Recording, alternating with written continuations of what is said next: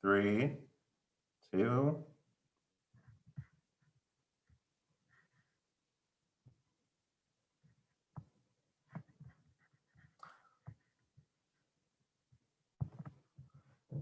Hello, and welcome everyone joining us here on YouTube to our virtual book event for the release of our board chair, Shirley Ann Higuchi's new memoir, Setsuko's Secret. I'm Executive Director Dakota Russell of the Mountain Wyoming Foundation, and it's my pleasure to bring you a great panel tonight. We're going to be discussing particularly the connections that this story has to Wyoming today. This is the first in a series of talks that Shirley is going to be doing, and we will be featuring others coming up here real soon over the course of the fall and on into 2021 as well. I encourage you guys, as our panelists speak, to go ahead and post any questions you might have in the YouTube chat. And I want to get us started off tonight with a short video that we've put together introducing the book and some of its themes. So we will move on to that.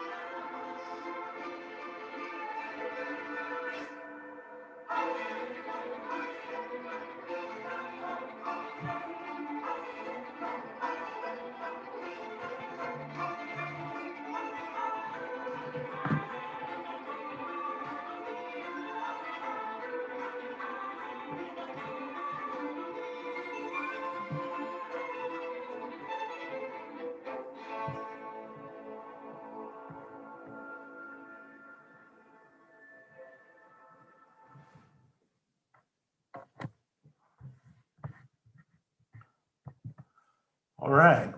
Well, hopefully that got everyone excited about the panel tonight and ready to read the book. And I want to introduce you guys right now to the author of Setsuko's Secret, Shirley Ann Higuchi, our board chair.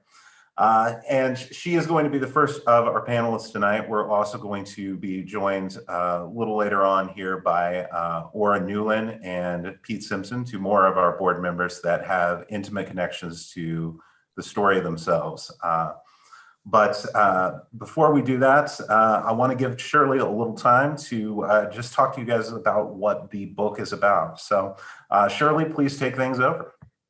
Thanks, Dakota. And it's great to be here today.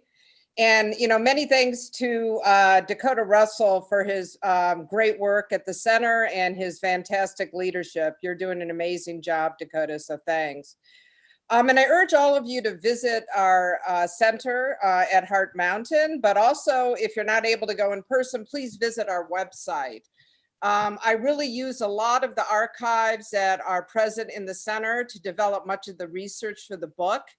And as you can tell by this beautiful film clip that was just shown, all the characters that were sort of displayed and many, many more are reflected in my book, Setsuko's Secret. So who is the Setsuko in Setsuko's Secret? Heart Mountain and the legacy of the Japanese American incarceration. Well, Setsuko is my mother.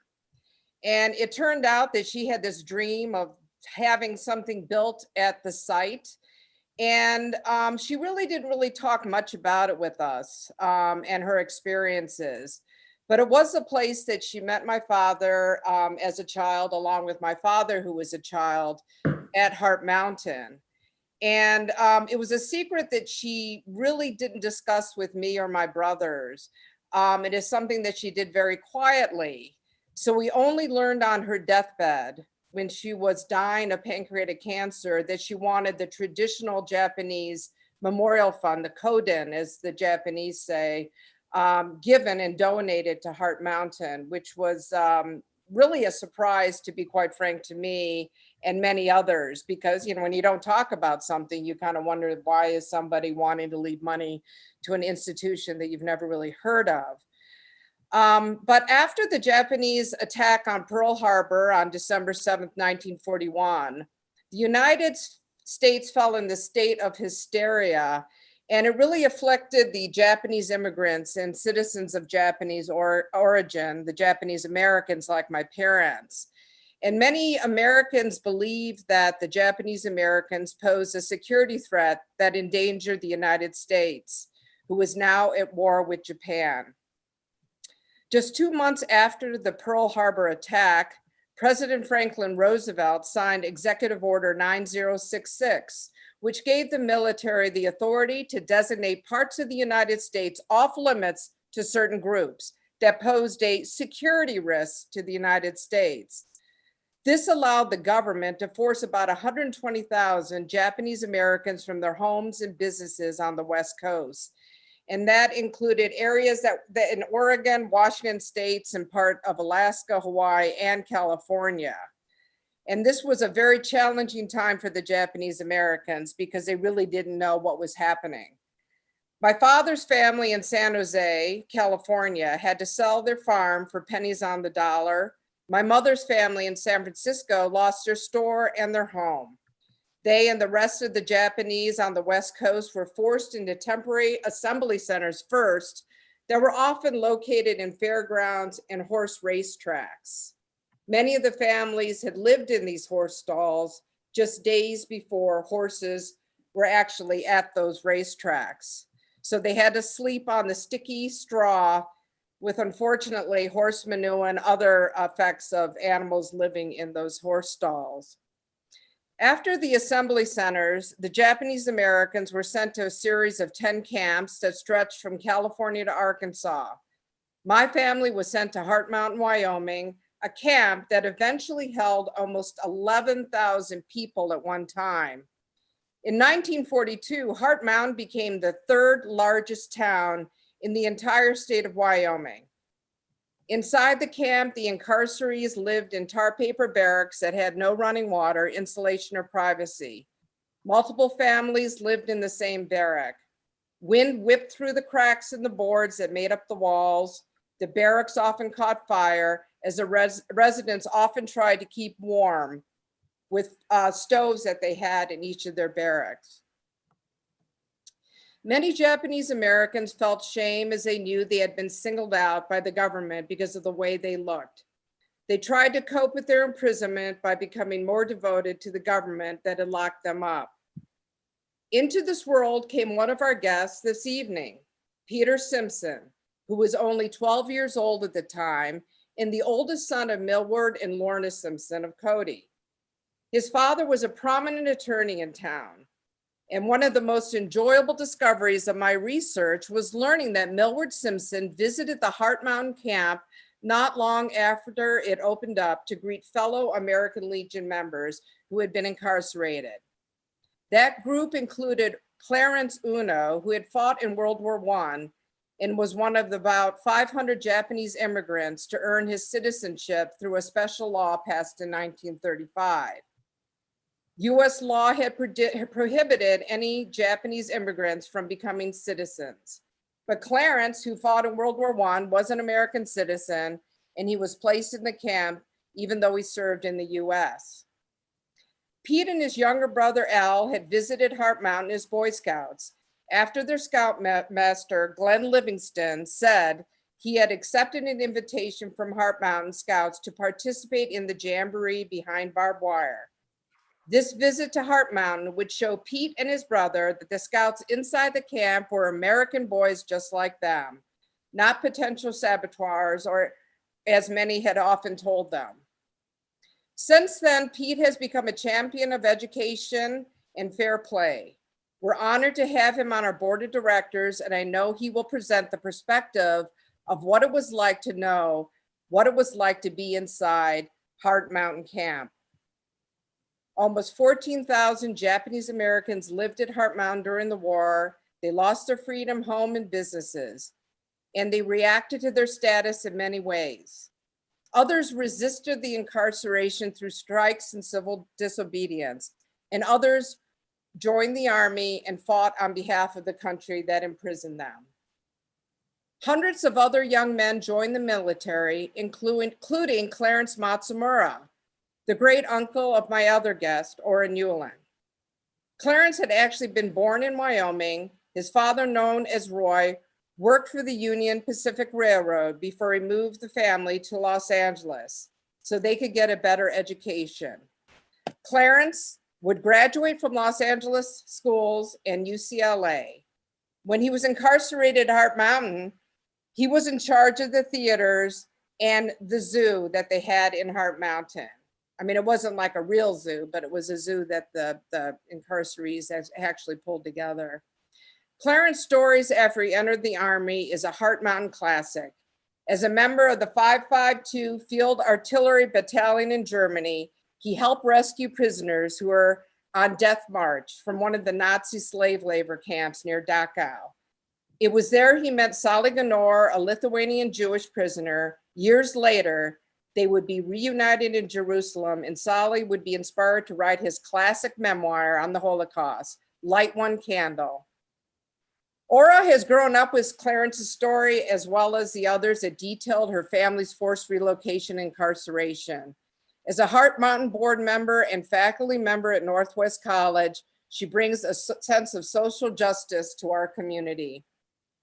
Eventually, the government ended the order that had forced the Japanese Americans from their homes. The war ended, and those still in prison could find new homes. My father's family moved back to San Jose, where my grandfather worked as a gardener and my grandmother worked as a maid for a white family's estate. My mother's family moved into residential hotels in San Francisco, where my grandfather on my mother's side looked for a job. My parents, who met in the 6th grade class, thought they would never see each other again.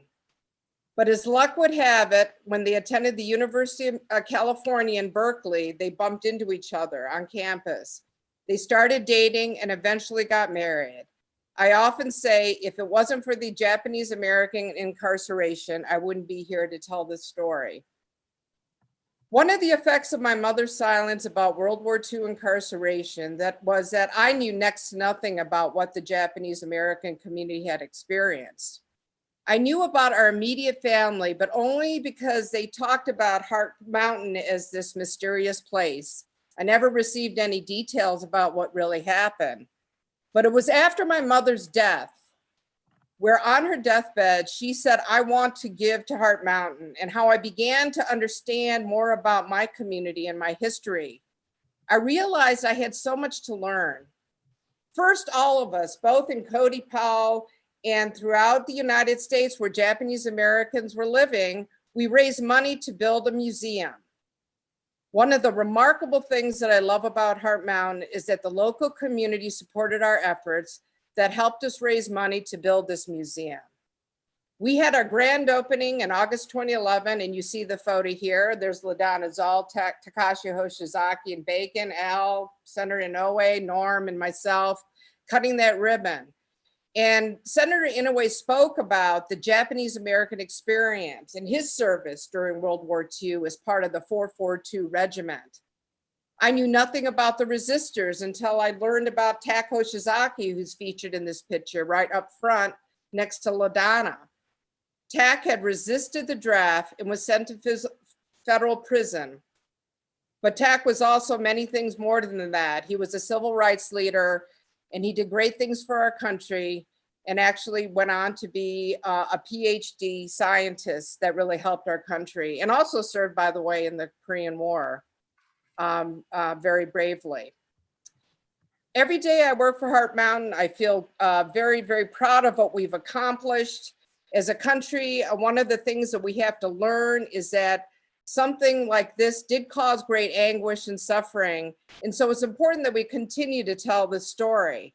And that's the reason why I'm glad that I was able to write this book, Setsuko's Secret, that not only touches on the lives of the Japanese Americans incarcerated at Heart Mountain, but the support and the friendships that we developed throughout Cody and Powell and throughout Wyoming. Thank you very much.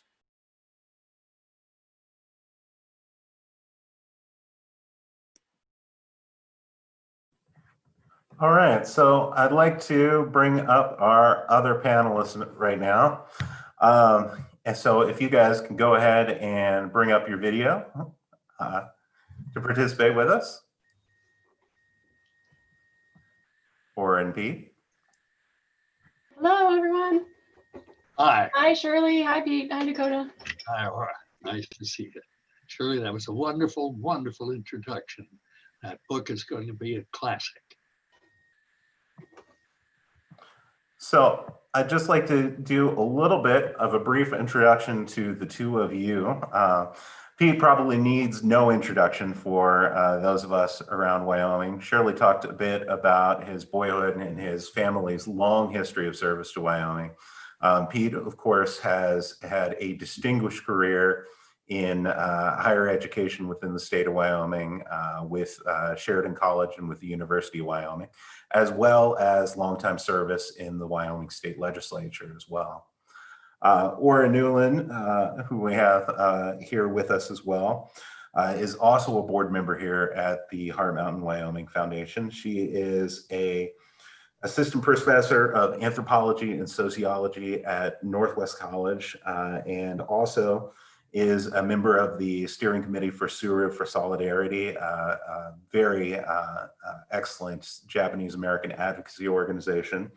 And then is also on the board for the National Consortium of Racial and Ethnic Fairness in the Courts. So I would like to welcome both of you here. And Shirley, I'm going to let you kick off in talking to Ora and Pete a little about their history with Heart Mountain. Well, I'm going to start off with Pete, and I really enjoyed researching this book and learning more about your father, Millward, and your mother, Lorna. They seem like they were really great people, and your dad sort of, in some ways, you know, beat to his own drum. So I'd like to first get a sense of what your childhood was like, just to sort of develop that piece more, and then what your impressions were of Heart Mountain being built, and then sort of how were you able to get in there and actually visit the camp, Pete? That's a great question. And it's a part of my life that's as vivid and as important as any part that I, in my 90 years, remember. as a child in a town of around 12 to 1,500 people during the 1930s. We grew up in the Depression here in Cody, Wyoming. We were pretty sequestered, pretty well insulated, and to a great extent nurtured by the community itself. In fact, you couldn't get away with anything. It was too small a town, although Al tried. The time that we reached our early teenage years, 12 and 13, we had a remarkable school principal and a remarkable scoutmaster whose name was Glenn Livingston. And he said one day, he said, I would like to have you talk to your parents. It was a scout meeting in the bottom of the Presbyterian Church about going to Heart Mountain. And at that time, when I was 12, to know that there were somewhere around 10,000 people, and as Shirley said, the third largest city in Wyoming at that time, it was a little terrifying. 12 miles away, but 12 million miles away in terms of culture and distance of mind. So he said, tell your parents that you're going to a jamboree and that the scouts there, they swear the same oath, they wear the same uniform, and they salute the same flag. So you ask your parents, but only one parent declined to have her son go. The rest of us went. And it was one of the, as I've said, fundamental experiences of my life. So we were inside Heart Mountain for both that and a remarkable Episcopalian preacher who took us as acolytes to celebrate services on Sunday.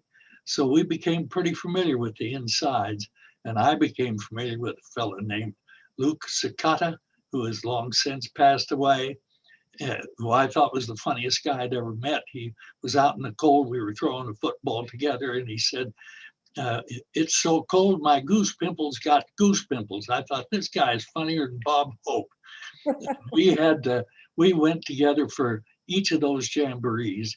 Regretfully, I didn't keep up with him, but Al kept up with his chum, Norm Mineta, throughout their public career and their private lives.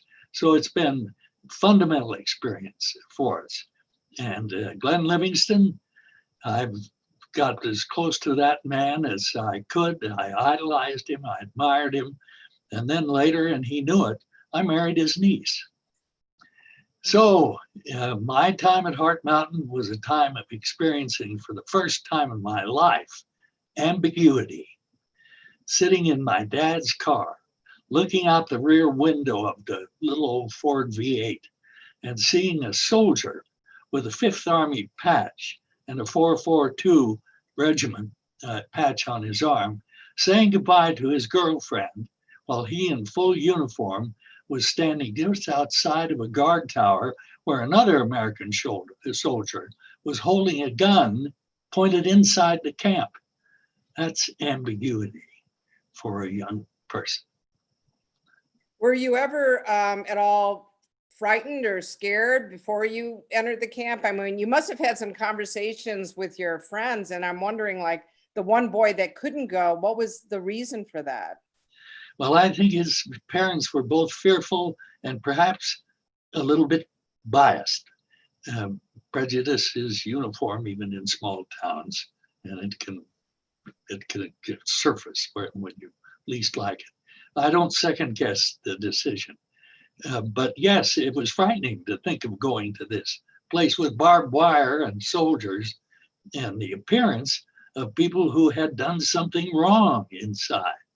That's why I owe so much to both that minister and to Glenn Livingston, the scoutmaster, for discovering, no, they weren't dangerous. They were fellow citizens. And that was an everlasting lesson. But you're right, that you can be fearful as a 12 and 13-year-old boy. Now, did you recall your father ever going into the camp and greeting the USO or American Legion Japanese Americans that were in the camp? Do you ever remember your dad getting ready to go in and kind of talking about his experiences with Heart Mountain? Or Your dad would take us out there when he went. Oh, We didn't go inside, but that was one of the times I was looking through the rear window. We were parked. He went inside and spoke with people. He worked with another state legislator named Marlon Kurtz on providing for necessaries for campmates for people inside, including, and I'm not sure what you had this question in mind, there had been a request from his friend inside, the Legionnaire inside, that there be Shinto burial prospects for some of the incarcerees, particularly the Issei. And so he went to work to help provide both that shrine. He called the War Department, which referred him to the War Relocation Authority. And because he had run for the United States Senate in 1940, and even though he was defeated, he was viewed as a rising star. So they paid attention to him. And a mortuary was provided for the camp through his good efforts, as well as the Shinto burying ceremony rites. right. And another thing I learned about your father that was really pretty nice was that there was some false reports coming out how the Japanese Americans were coddled in camp and they were having a great time and they were hoarding food and all these other things. And apparently your father actually advocated for the Japanese Americans in camp and said, that's not true. You know, the things that are being printed in the Denver Post are not true about this camp. So do you recall that experience, or is that just something I uncovered in my research? No, very well. I recall a statement by then Senator, and let's name him, E.V. Everett Robertson, who said, they're having more luxurious facilities there at Heart Mountain than most of our citizens in Wyoming. And Dad simply answered, that's preposterous. And I won't put up with that kind of comment. He also was furious with Nell Smith, the then governor, who said something absolutely disreputable. He said, you put those Japanese up there and there'll be, and he used this phrase, an ugly phrase, there'll be Japs hanging from the trees when they get up there. Dad called him, wrote him a letter and called him and said, you stop that kind of talk. It's hurtful for us, it's hurtful for the community, and it's hurtful for those citizens. I do recall those things. That's great.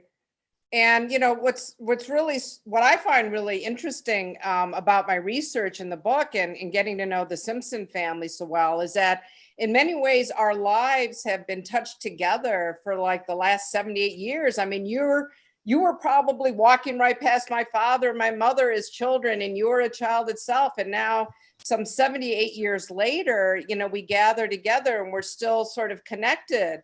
I mean, what do you make of our synergy and our commitment to Heart Mountain? And what do you think it really means for Wyoming and our nation? Well, it is so absolutely important. I taught at the university for some years, and I was a bit appalled, not a little bit, I was appalled to find out that at graduate level, many of the students in my class had never heard of Heart Mountain incarceration. So not only was it important to be there, it was important to be able to voice the experience in some way later in life. I always considered that an honor, just as I've considered it an honor to be selected to be on this foundation board. So I think in terms of how we feel about Heart Mountain in Wyoming, I think it is now a clear attitude by Wyoming people that there was a terrible mistake made and that Wyomingites have tried in every way to accommodate the results and to heal the wounds. And of course, this interpretive center was donated to pretty profoundly by Wyomingites as well as others to help tell that story, perpetuate that truth. And that's important today. Well, thank you, Pete. And I always say there's sort of a Heart Mountain 6 degrees of separation, that we're all sort of connected in one way or the other. And what I really love about you, and I love about your brother Al and your beautiful wives, of course, as well, you know, that you really participate and you come to our pilgrimages. And then when I think about your father, with Clarence Uno, the World War I vet, really meeting each other in camp. It's Clarence's son, Judge Raymond Uno, the first minority judge in Utah.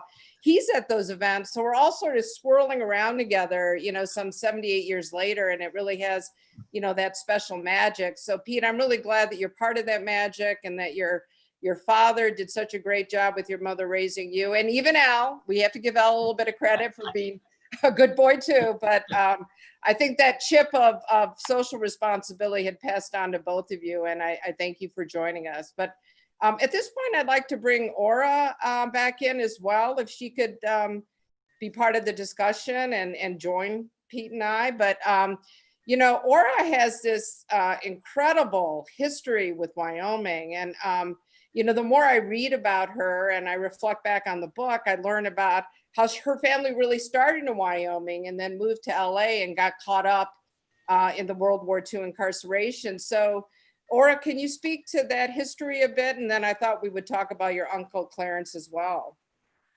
Sure, yeah. My family history is typical in some ways of the Japanese American experience during World War II, in that my grandmother's family was incarcerated at Hart Mountain, but we are atypical in that my relatives on my mom's side, so both my mom's grandparents on her mom's side and her dad's side, both came straight from Japan to Wyoming in the early 1900s. So most Japanese Americans go or went to the West Coast first, but my relatives came straight to Wyoming. There were pockets of Japanese Americans who were here. They were here for coal mining and railroading. Some were farmers, and my family was part of that community. My grandmother's family, the Matsumura family, they're the ones who, after all the kids had been born, as my grandma says it, all up and down the railroad in southern Wyoming and northern Utah. Oh, there's a sign. The slides just came up. This is a sign that my grandfather, George Sonata, had painted, and it says, "We're not foreign, we're from Wyoming." Because he and his siblings were mostly all born in Wyoming, just like my grandma and her siblings were mostly all born in Wyoming. But then in the 1930s, on my grandmother's side, my grandma's father, who had worked for the Union Pacific Railroad in Wyoming, had retired after a long career down in southern Wyoming, and he moved the family to Los Angeles. Actually, they moved to Hollywood, and at the intersection of Hollywood Boulevard and Sunset Boulevard, which I'm told they're parallel, but they do intersect at some point. And at that intersection, my grandparents, or my great-grandparents, established a grocery store, just like Shirley, you had mentioned that some of your relatives had a store in the San Jose area. And here's a picture actually of the time of my great-grandfather's store. It's fuzzy, but you can see that it was called the Wyoming Market because that's where his heart was, and that's where my family's roots were in their immigrant experience in the United States. So this was in the late 1930s. The Wyoming Market was up and running, and they were just starting to get their feet under them, so to speak, when Pearl Harbor was bombed. And then of all ironies, they were swept up and sent back to Hart Mountain, Wyoming. So I always say that they must have been maybe the only people who felt a tiny bit of relief in some way to be coming back home. For them, it was a different part of the state. They were not familiar with the northern part of the state, but at least they knew and loved Wyoming, and they were prepared for the weather. And so yeah, they ended up at Hart Mountain. They were actually on the first train to arrive the camp, and they were on the last train to leave camp. After the war years, most of them went to Minneapolis for a while, and then they ended up back in Southern California.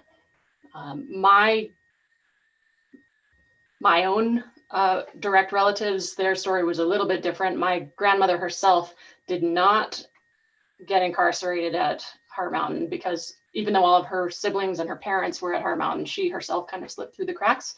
And so she spent the war years in North Dakota and then in southern Wyoming.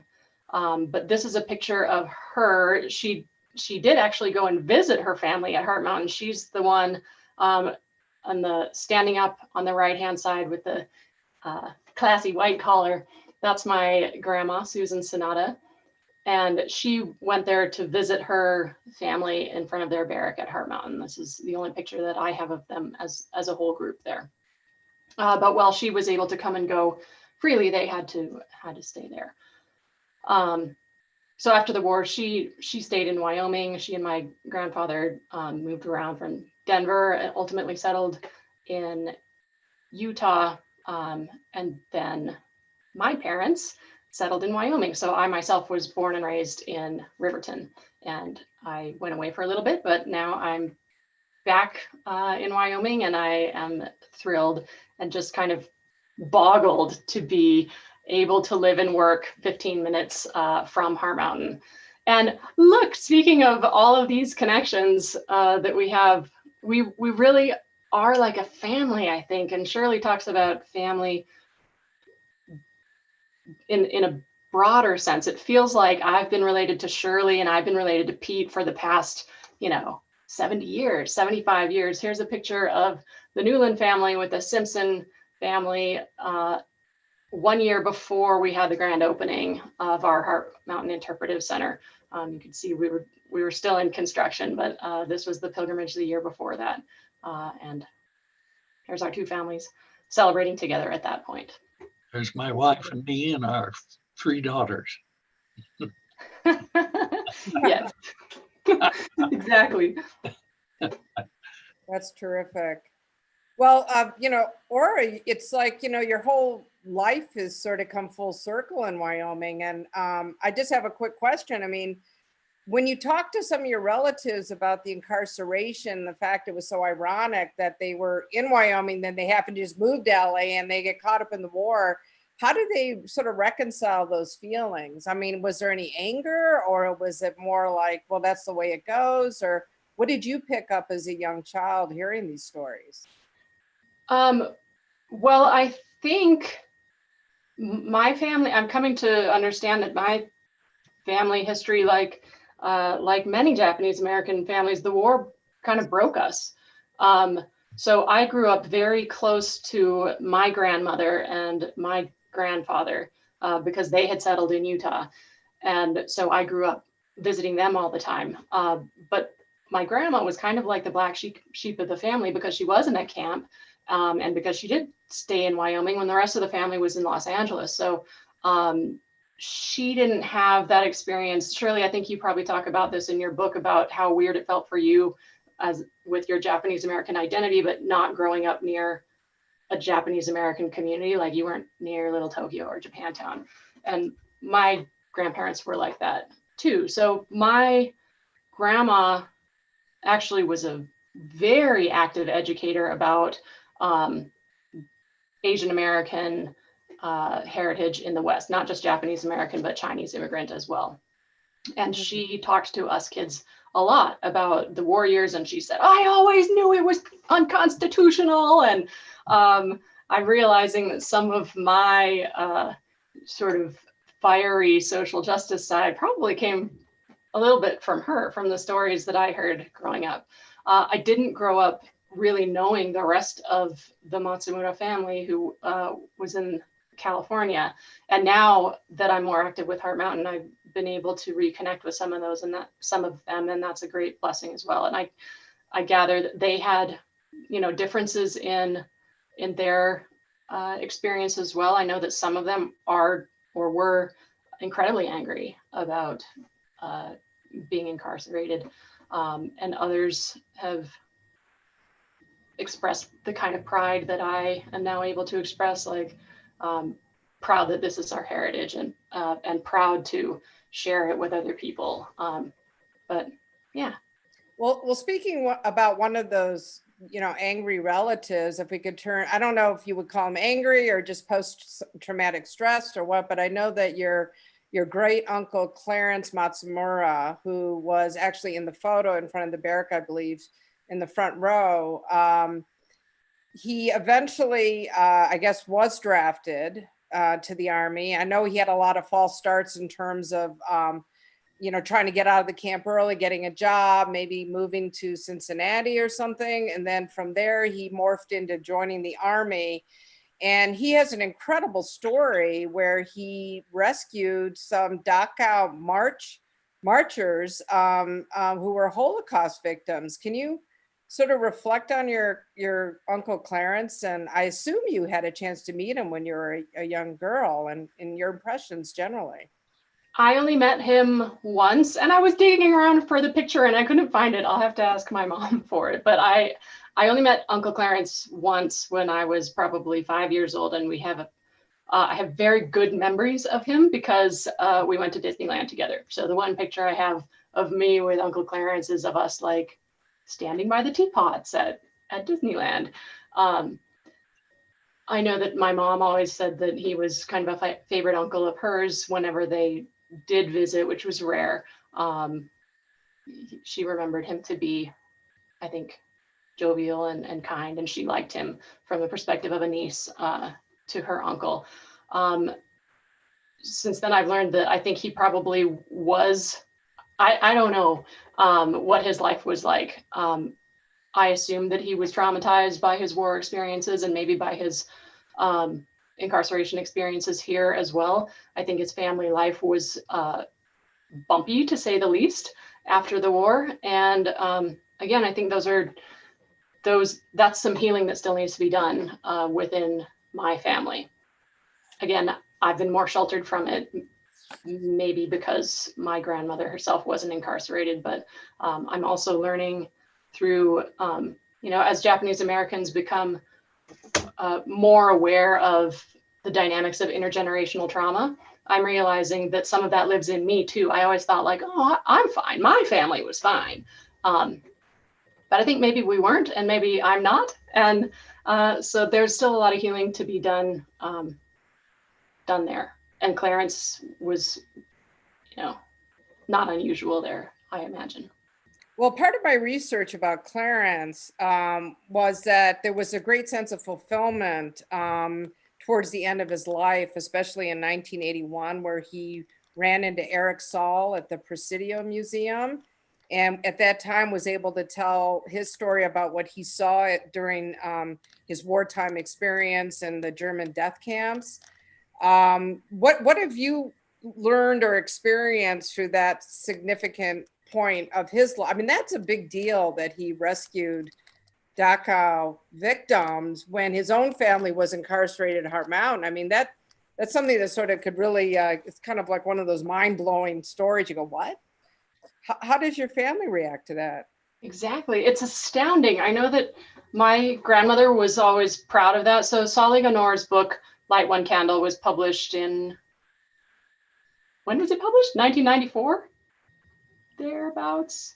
Yeah, it was Sometime right in the after, 90s. I think it was right after Clarence had died. So yeah, probably around 1995 maybe.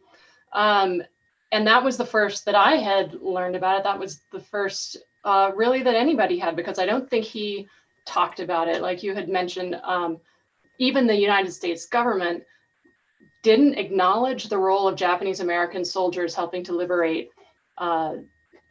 some of the death camps in Nazi Germany. I'm not sure why, maybe because it was kind of an embarrassment, but that wasn't public knowledge really until Clarence went to our colleague Eric Saul, and they started, finding Holocaust survivors and also finding some of these Nisei soldiers who were there. And now we've learned more of that history because of this connection. But yeah, the ironies in my family run so thick. Wyoming to Los Angeles, back to Wyoming, and then Clarence, his parents and siblings being locked up here while he was rescuing Jewish prisoners there, and then reconnecting with Solly Ganor, who was one of the Lithuanian prisoners who Clarence had personally rescued out of a pile of snow, literally on his deathbed. And in Solly's writing, Solly talks about, Clarence gave me a piece of chocolate, and he looked like he was Japanese, and I thought that the Japanese had maybe lost the war or won the war, and maybe, somehow, for some reason, there were Japanese people here, but then he heard Clarence speaking English, and Solly spoke English as well. And so he was able to be the one who communicated between the Japanese American soldiers and the other Lithuanian prisoners. And I do want to just send out a heartfelt wish to Solly Ganor, who passed away just about a month ago, I think, very recently. And he spent the last years of his life shouting out this story as loud as he could of how Clarence Matsumura, a Japanese American whose family was in a camp in the United States, literally saved his life from a death camp in Germany.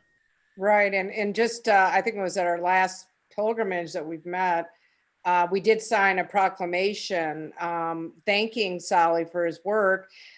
He had actually donated the rights for us to republish that book in the United States, and that's going to be one of our Heart Mountain Institute projects, along with my book and other works, where we're going to reprint his book and actually do kind of a afterword to that book. And my daughter was actually able to travel to Tel Aviv to actually, deliver that proclamation in person. So she got to meet him, I think it was last summer, and we got a photo with Solly, which is nice that we have that before he passed away last month. So that's, again, that whole full circle. We just can't seem to stop not being connected to each other.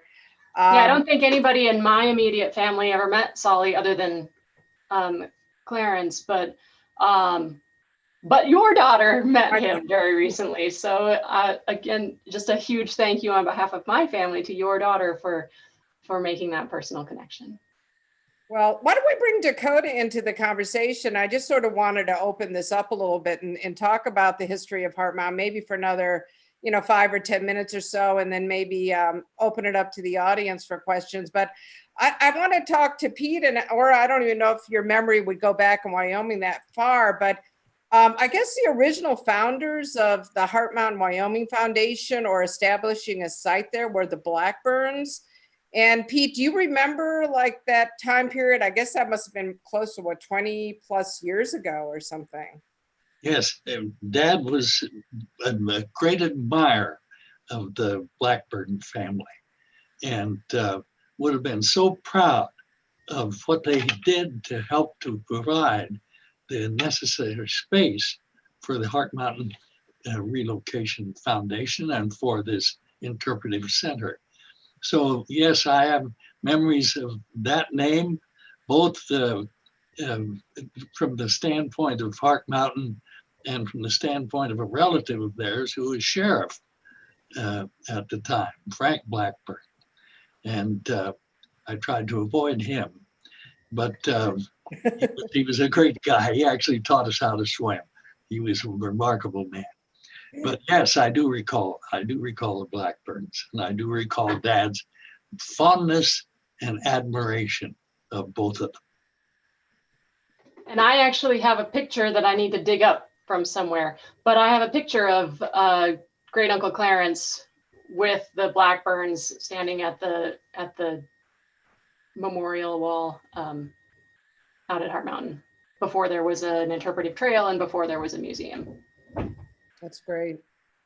So Dakota, do you have any thoughts or comments that you would like to offer? I just think that's one of the really interesting things about Heart Mountain, is of course, we were the camp here where almost immediately after the government closed the camp, within 2 years, they had homesteaders that were moving in, including the Blackburns a little later on there. And, it was those people who were, some of them lived in the camp. A lot of them wound up taking barracks with them and using them to make improvements on their own land after they received it, which is why we here in Wyoming in the Bighorn Basin have so many barracks scattered about. But yeah, that's one of the fascinating things, is that the homesteaders also become the sort of first tour guides to the site as Japanese Americans start making pilgrimages back here really as early as the 1960s. And it's really starts with them and their dedication to helping these folks to preserve some kind of history here. And so that's one of the really fascinating stories I think is specific to Heart Mountain. Great. Well, Dakota, I'm not sure if we have any questions that's come into the queue or not. I mean, are there any that you would like to ask from the audience? Yeah, we've got a few floating in, and then I have some questions for you guys too. Okay.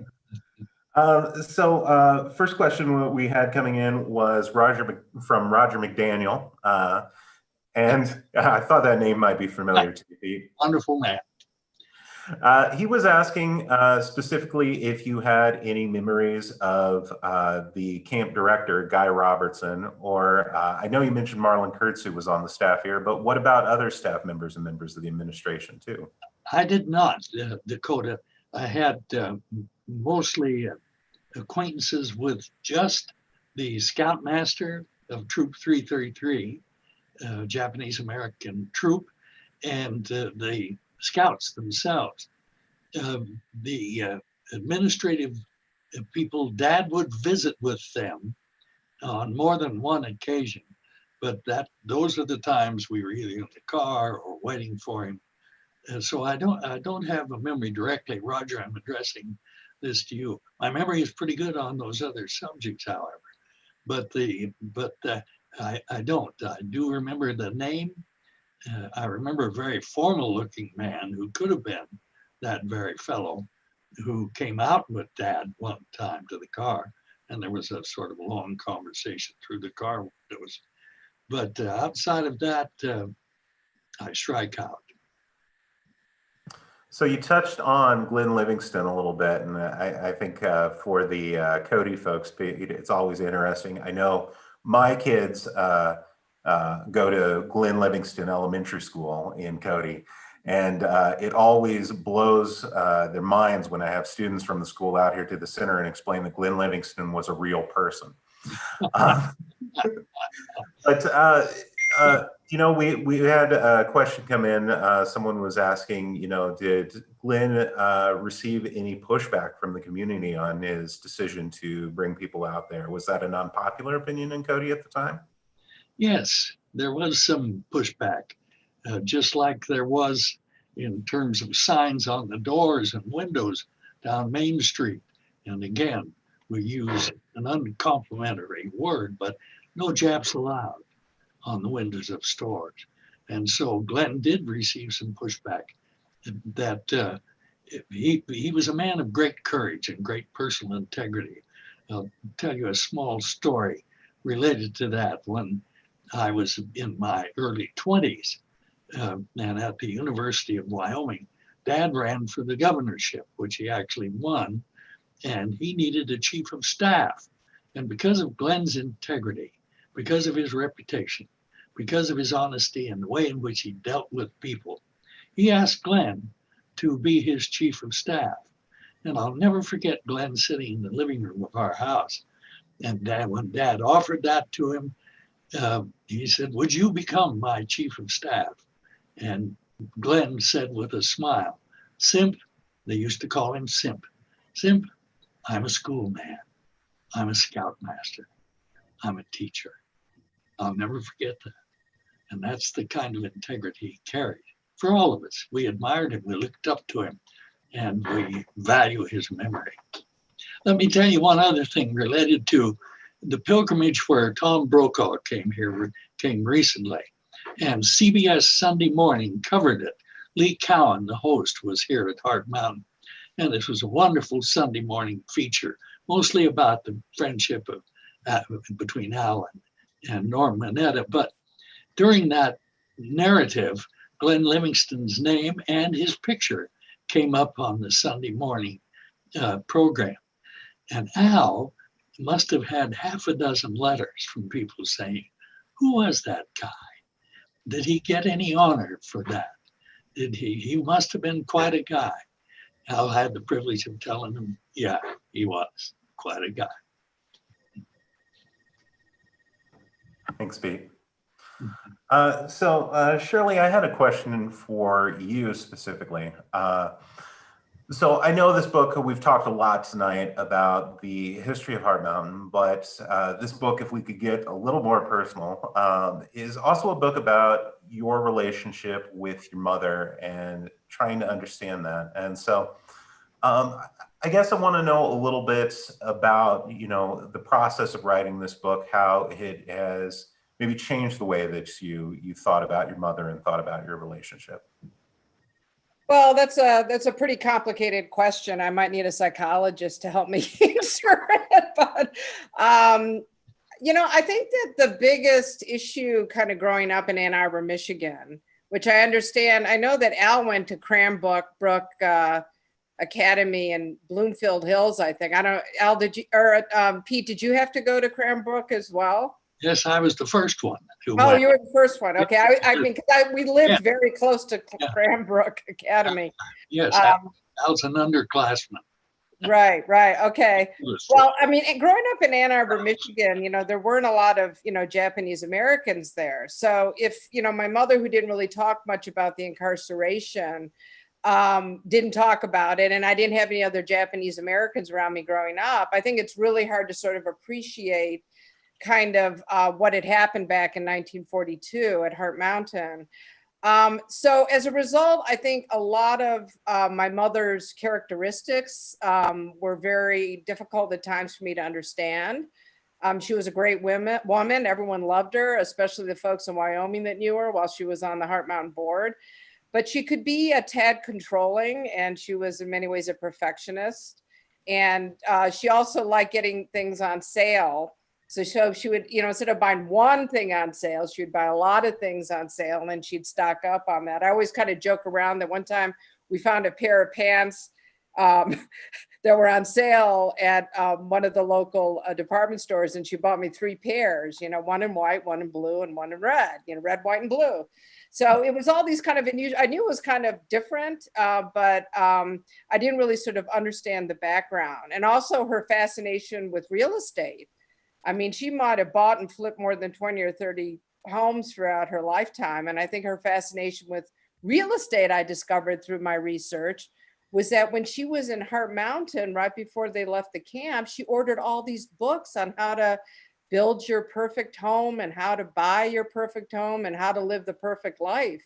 So I think a lot of those things sort of shaped who she was, but not knowing much about the incarceration, I learned kind of more about her after she had passed away. And what's really interesting, I got to learn more about her through the other Nisei that are on our board that are still alive today. Because I talked to Tak Hoshizaki and Shigyabu, who are on our board, former incarcerees, as well as Sam Mahara. And they tell me all these stories about my mother when she was a little girl. And I think that sort of gives me a bigger and fuller picture in terms of who she really was. And, because of that, I really feel very lucky that I could kind of continue her memory through working with Pete and Aura and our board and having a museum there. So every day it's almost, I learned something new about her through my experiences with Heart Mountain. That she really was somebody who was able to put that experience in the rear view mirror and really accomplish a lot of things and be somebody of substance, which I obviously benefited from. Shirley, I was giggling a little bit when you were describing your mom because she sounds exactly like my grandmother. And maybe she sounds exactly like a lot of Japanese American women of the time, like really likable. Everyone in the community loved her. Everybody raved about her. And she was also like super controlling and like a little bit hard-headed and really perfectionistic. So yeah, I think I wonder if those qualities came from this particular immigrant experience as well. Well, I mean, and that's really the beauty of being involved. I mean, I sometimes make a comment, and I think this comes out in the book. In some ways, I think the Heart Mountain Wyoming Foundation, Heart Mountain kind of, sort of saved our family's life in some ways after my mother died, because we were so dependent on her. I mean, and when she got sick and died in 2005, I mean, it was very devastating for our family. I mean, we were we were pretty much falling apart. You know what I mean? Like, we didn't even know like how to take out the garbage, because she even did that, or to load the dishwasher, or to cook a meal, and all those other things. And you know, and we really, because she was sort of controlling our relationships and our activities, we weren't talking amongst each other. So when she died, we sort of lost our vehicle of communication. But because of Heart Mountain, I've been able to work with my Aunt Kathy, who's also on the board, who was born at Heart Mountain. And I'm also closer to my relatives, because like Aura, because you're researching a book or because you're exploring your family history, you reach out to the relatives that you don't communicate with. And so I'm in touch with all my relatives, which is kind of nice. Whereas before she died, our contact was pretty sporadic. Well, and I think that's interesting when you and Aura talk about, you know, the Heart Mountain Wyoming Foundation as a family. You know, this is sort of, in its way, like a gift that your mother had given you, is this new family that you found here. But it's also a little bit of an obligation, because her mission that she had toward the end of her life has very much passed on to you, and you've embraced that. I embraced it and probably gave it a different spin, I would think. I mean, like, you know, because part of the book, you know, we actually looked at a lot of the archival documents at the center, which was really, really interesting, because the files really showed the early days and the struggle about building something there, and some of the politics of Cody Powell and the folks that were involved during that period of time. But it really was a way to really sort of embrace a lot of the history of Heart Mountain, which, you know, sort of eluded me throughout my entire life. So Heart Mountain is a gift that keeps on giving. And I think Pete and Nora and I and you, Dakota, are so committed to carrying on that mission. And we really want to embody, you know, both the Simpson family and even, you know, Norm Minetta's family, two very well-known individuals, in our center. So we are pursuing an institute, which will be a place of research. We're hoping actually to build like a, you know, like not a radio station, but a place where we could do broadcasts and host conferences. So our desire is to bring Heart Mountain to the world. And I think that we're starting to do that. You know, I have a sort of a mystical and wonderful spiritual daughter, Aura knows her, who acquainted me with the saying from a man who was a rabbi named the Balsham Tov. I actually recited this, I think, at a Heart Mountain meeting in the Winona Thompson Auditorium, but it applies here. And it's a simple phrase. He said, "When the bonds between heaven and earth are broken, nothing can mend them, not even a prayer, only a story." And it's these stories that Heart Mountain Foundation is devoted to. And you've been a fabulous chairman, Shirley, and your book will be a hit for all of us, I'm sure. Thank you. Oh, but coming from you, Pete, that's a real compliment. And let's just say that I didn't fall comfortably into that role. I really have learned a lot for the last, you know, 5 to 8 years about what I was really capable of doing. So I really grew into that role, but I feel like we're there now. Well, I didn't know what I was doing when I first started. Let me leave that. who did? But now I do. You surely do. You surely. So, speaking of mothers, we have Aura's mother in the comments here, and she had a question for Shirley. Sheila Newlin asks, Shirley, tell us a little about what your parents' life at Heart Mountain was like as teenagers. Well, I don't know quite for sure, but from when I talked to my dad, because remember now I'm getting my dad to open up, thank God for Heart Mountain, because of this museum, he feels he can really talk a lot about it. My dad really kind of enjoyed, you know, meeting the other Japanese American kids that were there. As a matter of fact, one thing that he had said that, you know, Tule Lake was a sort of a segregation center that was in Northern California.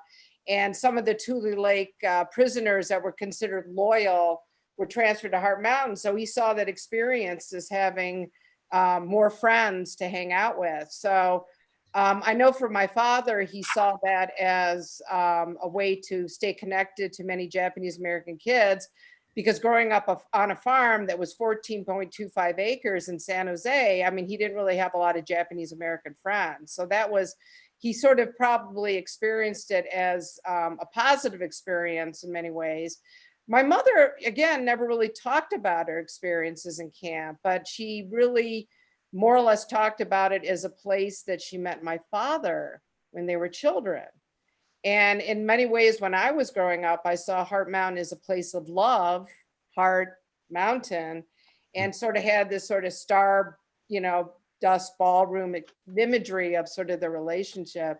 So I think because of their age, they went in when they were 11. Somehow that was an age where you could actually see it more positively. I think it was harder on the older kids that were there and turned 18 and then had to go to war or resist. But I think all in all, and I know this sounds crazy, but I'll say it anyways. I don't think my parents would have ever given up their experience at Heart Mountain, because that's where they found love. Wonderful.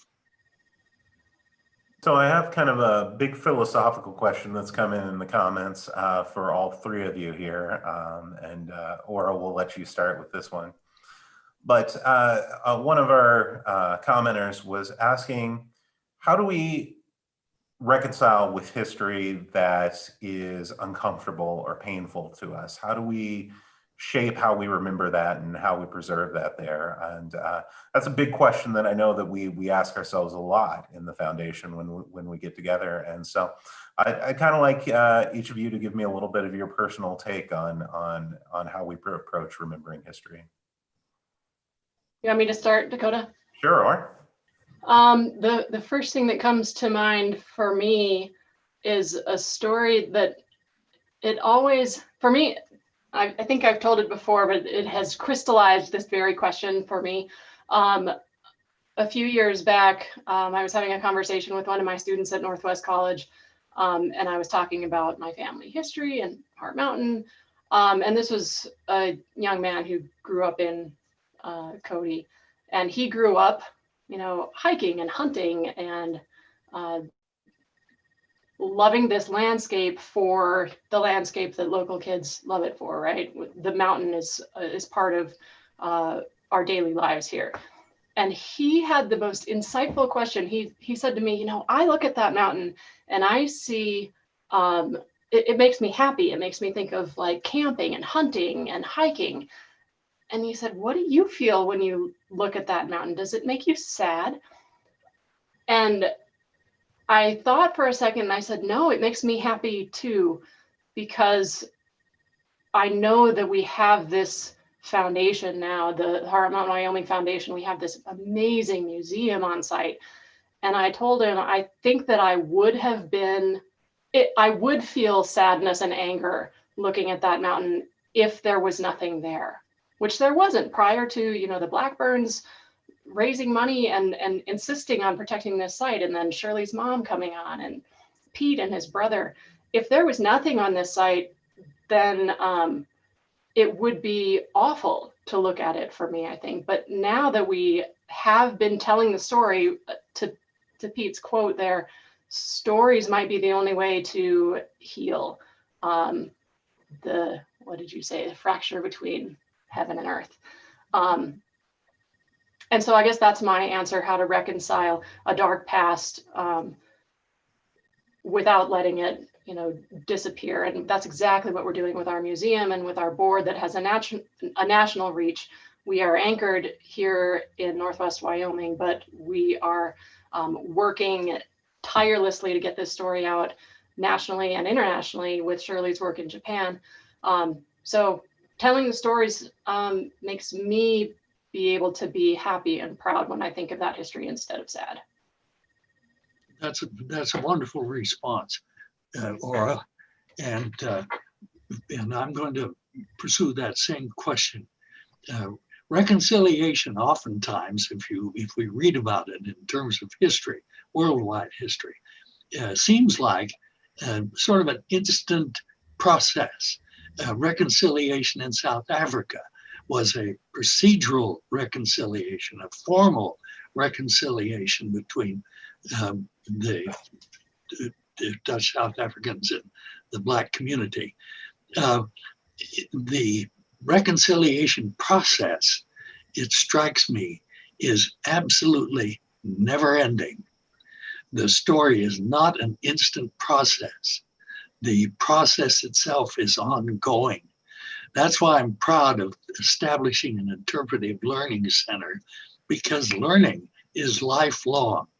And that lifelong learning is the way in which reconciliation can happen multi-generationally, from those of us who were involved in the beginning of it to my grandchildren who are right now enrolled in Valley one-room school up in up the South Fork, because my actor's son had to leave New York City. There are no shows there now, and he's our first free foreman on the old Bobcat Ranch. That isn't his livelihood, but his children are becoming acquainted with this too, and they've gone to Heart Mountain Interpretive Center, a 9-year-old and a 7-year-old, and they ask questions. This is reconciliation. This is the constant of reconciliation. So I'm proud to be a part of that, as I am proud to be with you and Shirley and the entire board. And I'll give it a slap on the back, not a heavy one, but a pat to Dakota for the good work you do, Dakota, to help us along, help us to organize. So Yeah, we keep Dakota like we have a big chain around his ankle, and he never gets to leave the center. But, poor guy. but he's a happy guy. Seems- That was a joke, everyone.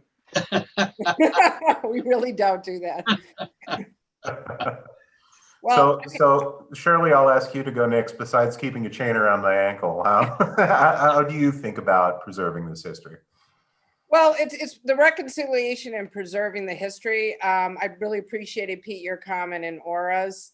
I think the one thing I've kind of learned through this process, and not only working with Heart Mountain, but also writing this book, is, we really cannot pick and choose what we love and hate about our lives, right?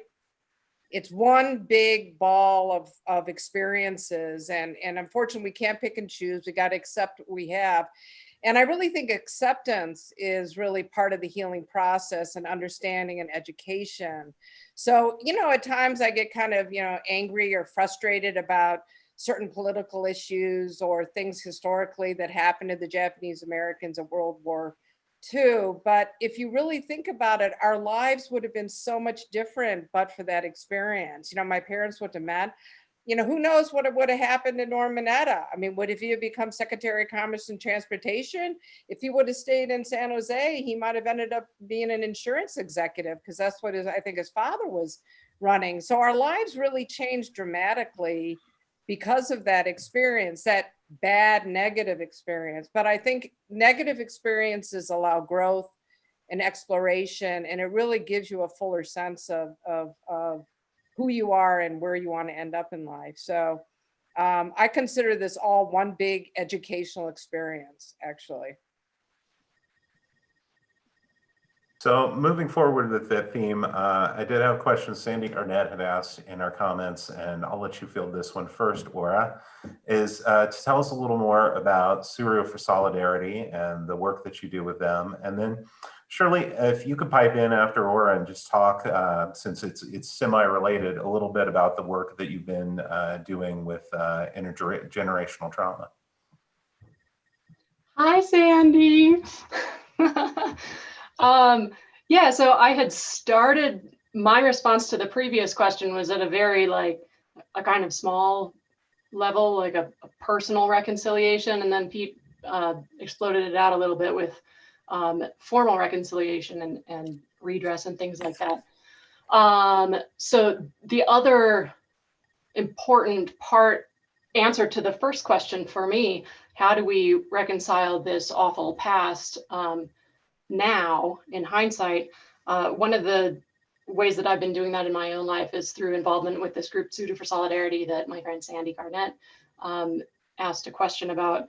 So this is a group of Japanese Americans from around the country that formed just about a year and a half ago, specifically out of a desire to use the moral authority of our heritage, our World War II incarceration experience, to advocate on behalf of current minority groups who are facing racist attacks and incarceration on the basis of their race, and especially on the basis of their status as immigrants. So yeah, I sort of by chance became involved with this group, Suited for Solidarity. They're one of the ways, so the Mountain Wyoming Foundation has put a lot of energy into education. Pete and I are teachers, and Shirley works for the American Psychological Association. So we're sort of doing the long game here. But I think there's also a need for a short game to be able to respond to contemporary issues. And that's what Suited for Solidarity, that's sort of a role that they're filling in the Japanese American community right now. Oh, and one thing I would be remiss to say in response to Shirley's point that we've come out of the World War, we Japanese Americans have come out of the World War II incarceration experience strong and proud. I should mention that there's a lot of privilege that we recognize in that as well. And some of the reason that we have been able to rebound so much and actually attain redress from the US government for that came, I think, at the expense of other minority groups. So one of the things that Suited for Solidarity is engaging in right now is exploring Japanese American anti-Blackness, because some of our rising up in society meant us affiliating more with whiteness and trying to assimilate more. And that also meant, kind of keeping our Black and Brown and Native brothers and sisters from rising up in the way we did. So these are the conversations that are going on in this moment in the wider Japanese American community. I'll stop talking now. Right, and I think from my perspective, the work that I've done with Suited for Solidarity is actually being trained to lead these healing circles, these group discussions about, what our feelings about are in terms of the intergenerational experience and trauma that might have occurred during World War II that was sort of passed on, I think, to my generation and my children's generation, and trying to transform that into something productive with respect to current day events, around immigration centers and detention issues. And I'd also like to put a plug, Dr. Satsuko Ina, who was incarcerated at Tule Lake, who's a psychologist, and she's one of the leaders for Suru. She's been really good about, sharing her talents and wisdom to, I think, help move the Japanese American community along. Because I've kind of experienced two different groups, working in this community. One is a group of Japanese Americans who could be a little bit more of an advocate and feel they really need to speak out on this. But you also have another group that really basically kind of adopted their parents' and grandparents' motto of not talking about it and really being very silent and pretending like it was kind of a blip in the screen, and it kind of really never sort of happened. So I think these healing circles are a great way to bring the Japanese American community out and make them stronger advocates. And I'll be actually hosting an event with Dr. Ina the evening of October 16th, where we're going to be sharing our stories and then bringing in 5 individuals that have Japanese American ties to the incarceration to join our circle and discuss our experiences. And I should tell people that they can find out more about that event by going to the Hard Mountain website or our Facebook page, where you will also be able to find out about other events that are going on in this series of talks. We're bringing in a lot of different panelists from different geographic areas around the United States to join Shirley and discuss different aspects of these as well. We're kind of winding down for the night, so I do want to say some thank yous before we go. I want to thank all of our panelists. It was an excellent evening listening to you guys and your wisdom and your insight there. I also want to thank our staff members, Julie Avo and Kate Wilson, who've been helping us out behind the scenes and in the chat tonight. And I especially want to thank Legends Bookstore in Cody for co-partnering with us and helping us to spread the word about this event. For those of you who are local to Wyoming, a great local bookstore and definitely send some business their way. Before we wrap up though, I want to give the last word to you, Shirley, and I want you to also let folks know how they can find the book. Well, you could actually get the book on a lot of different venues. I mean, obviously you could buy the book on Heart Mountain, get on the website and find out about that, as well as at Legends Bookstore. And it's also available on Amazon. But I just, first of all, just want to say thank you to everyone as well for tuning in, as well as our fine panelists and Dakota's leadership. And yes, please stay tuned. What we're trying to do with this series is to take topics from the book. This was the Wyoming focus topic with Ora and Pete, but we'll be doing other talks focusing on other aspects of the book. We're doing one with Japan, we're doing one in Seattle and Washington, D.C. So please tune in. We also have one coming up with Normanette and El Simpson coming up in December. So that'll be really interesting. And I think David Ono from ABC News will be moderating that one. So thank you again, and buy the book. All the proceeds goes to Heart Mountain. Yay.